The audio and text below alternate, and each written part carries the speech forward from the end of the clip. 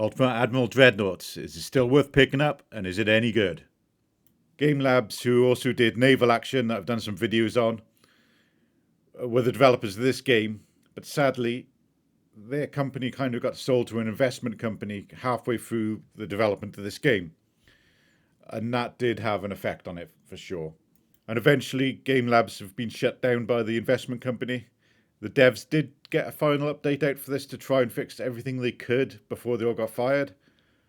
But it's still a very buggy game and still has a lot of unfinished features. But we'll still take a quick look to see what it's like, to see if it's still fun. My favourite parts of the game are the Naval Academy and the custom battles you can do. There is a campaign, but I think that one is kind of a bit buggy still, and the devs never really truly finished it. We'll still take a quick look at the campaign later though. First we have a look at the Naval Academy, and basically it starts off with some basic missions for you to do to get you into the game, and then it'll branch out into harder and harder missions. Basically you get like it's like you say, hey, you got this amount of money to spend on a ship, it can weigh this amount, it can be this type of ship, and you got to fight these guys. So go off, design a ship, and see how well you can do. This first one is just super basic. It's like build a ship, destroy a static target. So it just allows you to have a play around with the ship designer and just see how fast you can sink something, basically. As this is the very first mission, it's very basic, straightforward. You don't get fired at. So you haven't got to worry about any kind of defensive things for your ship or anything like that. You're just going to make it so you can fire at this static target. The ship designs in this game range from before the 1900s, just before the 1900s really, up until after World War II. So depending on the mission you're doing in the Naval Academy, you'll have access to different technology. Sometimes it's older than this, sometimes it's newer than this. Sometimes you're building battleships, other times you could be building cruisers or torpedo boats or destroyers. So this is a pre-Dreadnought battleship. And all the ships are made of kind of a couple of main components. You got at the bottom, you got the hull type, the main tower, the secondary tower, the funnels, barbettes, if it can have barbettes. That's basically what the main turrets sit on. Main guns, secondary guns, casemate guns, and torpedoes.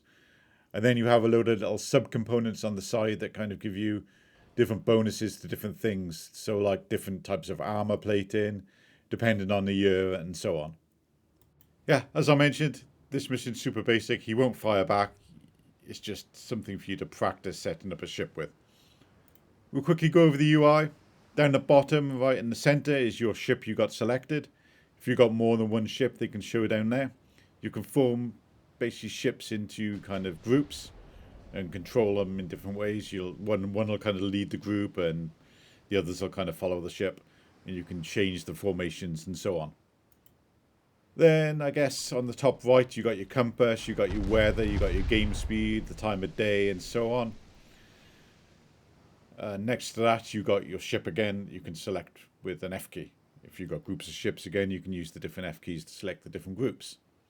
Bottom left, you got your battle report. So if you're hitting, doing damage, it kind of reports it in there, as well as above the ship when you hit it. On the right-hand side at the top, you got your ship there. So any damage you take will show up. It can be flooding, it can be fire.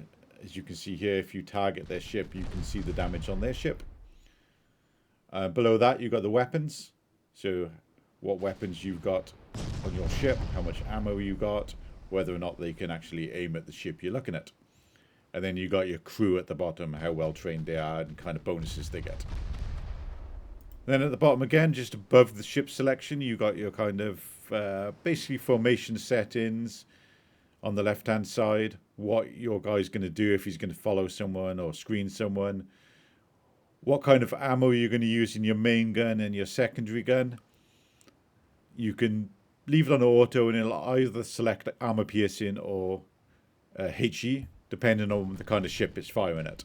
Or you can override that and say, hey, always fire HE or always fire AP. You got to be careful with the type of ammo you use, because if you're firing at lighter ships, your AP shells are probably going to just penetrate right through and not do any damage.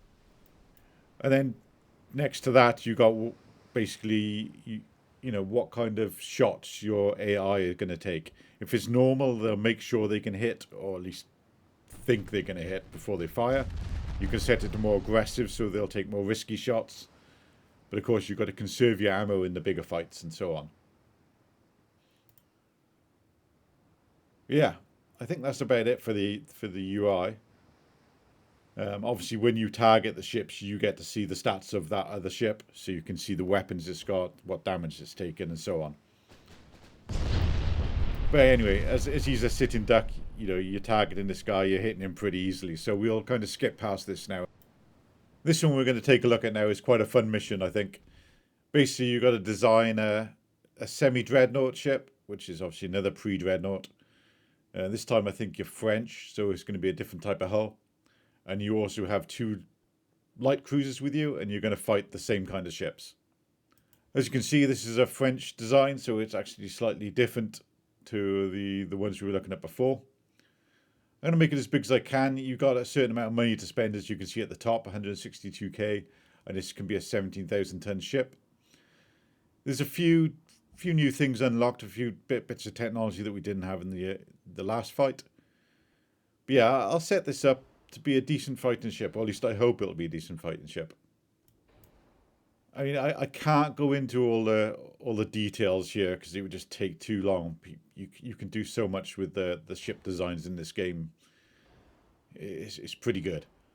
But yeah, the basics of it, you can obviously set up different technology depending on the year, like I mentioned before.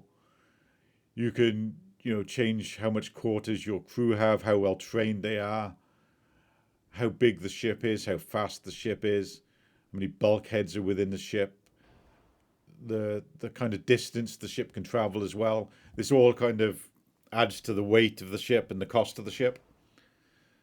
So it's important. You've got to try and keep within your budget, within your weight tonnage as well. Well, for the Naval Academy missions anyway, if you do a custom battle, the money's out the window. You can spend as much as you want and do some crazy, crazy designs. And this is what I've ended up with. Looks like a pretty nice design. It's got some decent guns on it that can handle battleships and the cruisers. So we'll see what the fight goes like. So yeah, I'm basically fighting a battleship and 2 light cruisers, and I've got a battleship and 2 light cruisers as well. As you can see, my light cruisers at the bottom is separate division, separate group, and they're basically set to screen me, so they'll try and basically protect me against any smaller ships. And the different missions, they'll start at different ranges. This one's quite a close range, so you can start firing straight up. And yeah, because ships of this early design are not very accurate at range. I'm getting some hits on me. I'm getting some little hits on them, but nothing too damaging quite yet. Obviously, you've got the speed in the top left-hand corner as well. You can speed things up when you're at longer distances. Sometimes it's worth doing. But then you've got to keep an eye on it, especially if you're a big, heavy battleship. You don't want to get too close to the light cruisers or like torpedo boats or destroyers or anything like that, really, because they'll tend to have torpedoes on them. And because you're a big, heavy battleship, you find it hard to dodge them. When you land hits on ships, they can be a few different results. Sometimes they can penetrate right through. Sometimes they will penetrate and do damage. Sometimes they'll just impact on the armor and just have a partial penetration. Sometimes they'll detonate. If they're high explosives, they'll detonate and explode. And yeah, they all count up in the basically kind of the right hand of the screen at the top. So you can see the different types of hits you're getting on ships. Moving your ship around at the bottom, on the bottom right hand, you got your speed you want to set your ship to.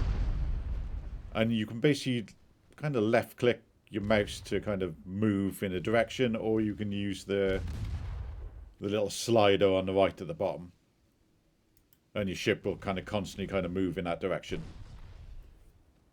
But what happens when you got multiple ships is if your main ship, your leader, I guess, takes damage, what he'll do is he'll then fall back, and then another ship will take kind of like the leadership role, which has happened here. My battleship took a bit of damage, not much, but it's basically transferred control to my light cruiser here. I've jumped ahead a bit here. We're a bit closer now, but you can see they fired a torpedo. You can see it coming in the water with the exclamation mark. So I've got to try and dodge it. I think I managed to dodge this one just about. So I got lucky there. But I've also smoked up as well, kind of protect the ships behind me, making them harder to hit. So light cruisers and destroyers can basically smoke up like this. I don't think any of the bigger ships can do it. And it just makes them harder to hit, as you would expect. I've also fired my torpedo here, but I don't think I'm going to get hit. So when it comes to damaging ships, you can catch ships on fire, you can cause flooding. Basically, you damage each section of the ship, depending on how many bulkheads you just get split up into and so on. They can take more damage if you have more bulkheads because they can take on more water in different compartments. Anyway, the two bars, you got the top bar and the bottom bar above the ship. The top one is the hull of the ship. The bottom one is how much flooding the ship can take. If either of those bars basically hit 0, then you sink, depending on what type of damage it is. When you're fighting the bigger ships like battleships and so on, they can take a hell of a lot of damage. As you can see here, I'm pounding this guy, and he is taking a ton of hits. And that's what battleships are for, I guess. You can get lucky sometimes. You can hit their ammo and stuff like that, and their like turrets will explode and go flying off and so on. But generally, yeah, the battleships are tanky as hell and take a long time to take down. Obviously, depending on how they've been built, you can build them in many different ways. My ships have been hammering this guy, and he's just about to go down. But again, he's now at a point where he can't move. He can't really fire back because his ship's listing too much, so he can't fire at my ships here. But yeah, it's just basically waiting for him to die now.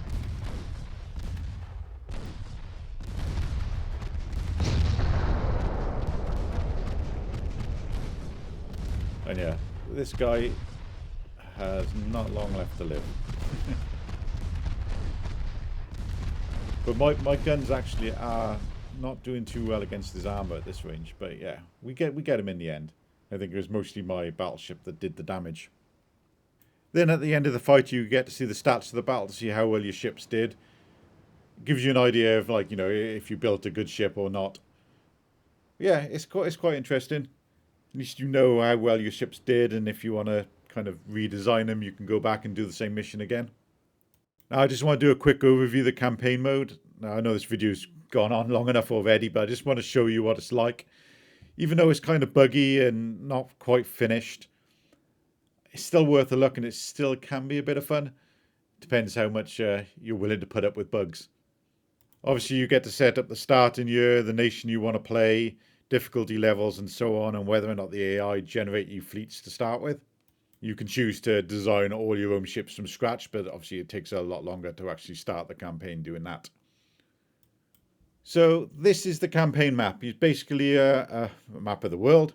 It's not necessarily mimicking any kind of world wars or anything like that. Now obviously I'm starting in 1890, so it wouldn't be the case. But even if you got to the years where the World War started, it's not a World War simulator. It's just a world simulator where you can kind of declare war on whoever you want, really. So at the top, you got the world. Obviously, this is where we're at the moment. Then we got politics, finances, research, ship design, fleets, and submarines. So finances is where you can set whether or not you're going to invest into crew training, your transport capacity, your tech budget, how much research you kind of spend and stuff like that. The research screen, this is where you unlock new technologies as you go through the years. You can choose to kind of prioritize 3 things at a time. So they'll just be a lot faster. So you can say, hey, I want to make some big guns really fast. So you'll chuck your priority into that and you'll research those big guns faster. And then you got the fleet design.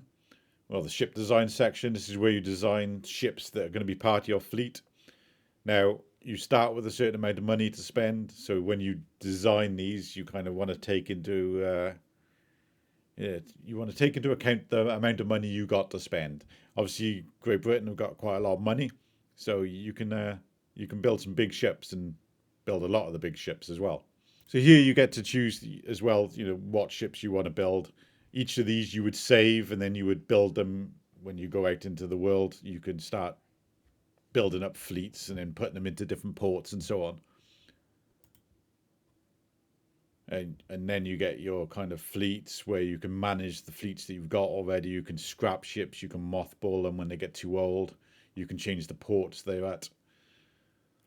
And yeah, basically what happens is you declare war on different countries, you try and take different ports of those countries, and then you've got to support basically your invasion force using your fleets. And you do get to fight the battles as well, of course. When your guys are going from point to point, they can get intercepted by other fleets, or you can intercept other fleets, and so on. It can be quite enjoyable to try and build different fleets up to fight different nations and so on. But again, there are some bugs in this, and I don't think it was fully finished. They didn't get to the point where you could do everything that I think they were aiming for. But yeah, that's a basic overview of the campaign. Like I said, there's a lot more to it. You're gonna have to spend a bit of time if you do want to get into it and work around the bugs and so on. And it might be worth a look if you want to try and give it a go. But yeah, that's a quick look at Ultimate Admiral Dreadnoughts. Now, at its core, there is some fun to be had, especially Naval Academy and custom battles. Campaign can be okay, but like I said, it's very buggy. And in general, there's a lot of bugs in the game. There's a lot of performance issues still. And it was just never really finished. Now, there are a few people that are kind of taking up the mantle and trying to fix the game using mods. And it might be worth kind of looking at those to see how well they're coming along as well, if you are interested in this game. But as the dev team are now gone, they've all got fired, they've all moved on to other things. This game is not going to get any more updates. So, it is what it is. I don't think I could recommend picking it up unless you can grab it in the sale. If you do enjoy naval games, then yeah, it can be a lot of fun designing ships. You can make some crazy, crazy designs. But ultimately, it's a buggy, unfinished game, so I can't really recommend it. Thanks, everyone. If you do like these videos I do and you want to see more, please like and subscribe. And I'll see you in the next one.